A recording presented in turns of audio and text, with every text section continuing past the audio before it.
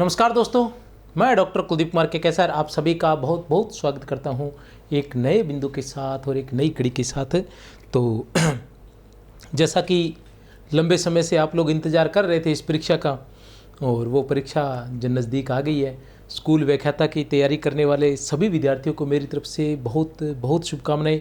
किसी भी प्रकार की परीक्षा देने में आपको किसी भी प्रकार की कोई समस्याएं न आए और आप पूर्णतः स्वस्थ मन से एकदम बिल्कुल तैयार होकर परीक्षा दें।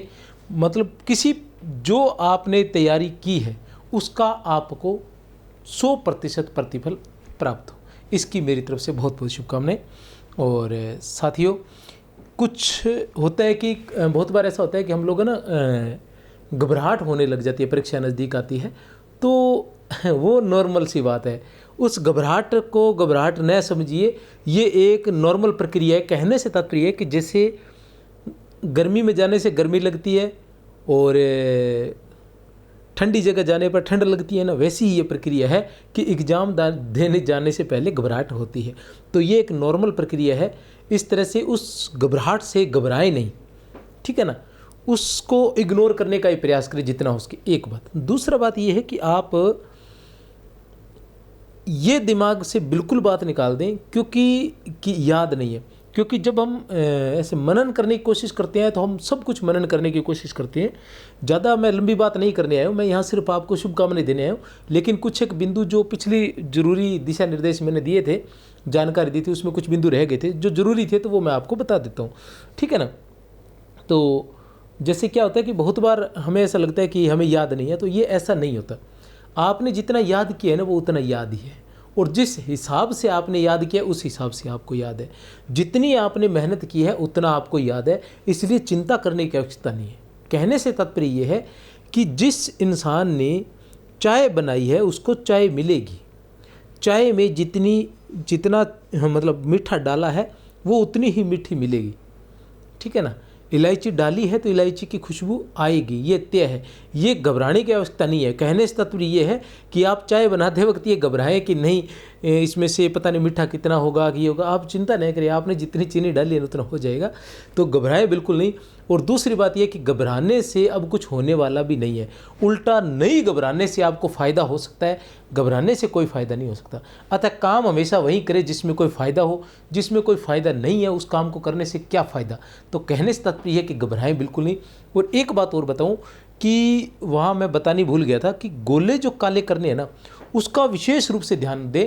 क्योंकि मेरी जानकारी के अंदर मेरे बहुत से ऐसे विद्यार्थी रहे हैं, ठीक है ना, और हम लोग स्वयं भी बहुत बार ऐसी, क्योंकि हमने बहुत सारी परीक्षाएं दी हैं, हम स्वयं या हमारे दोस्तों ने बार बार समझने के बावजूद और पूरी तरह से तैयार होने के बावजूद भी गलतियां की हैं। वो गलती ये है कि गोले भरने में हम गलती कर देते हैं।